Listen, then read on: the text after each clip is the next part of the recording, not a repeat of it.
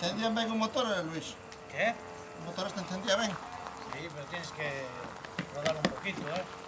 Vamos a hacerlo medio depósito, que sea, ¿eh? ¿Tú solo? No, ¿Tú en solo? aire. ¿Choque? Sí, hombre. Después de estar tropecientos... Al aire, ya que es un gasto de gasolina tonto. Eso va para arriba, Vamos a ir contaminando. Fuego. Como dice el Petú, para arriba y a fuego. Eso se vuelve arriba. Fuego, hostia. Ah, porque que lleva un año. No, tú sí. Si te lo tenías, Llevaba 3 meses. 3 meses.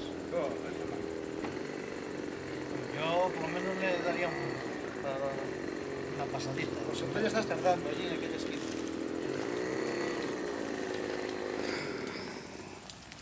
ahora, te toca, Luis.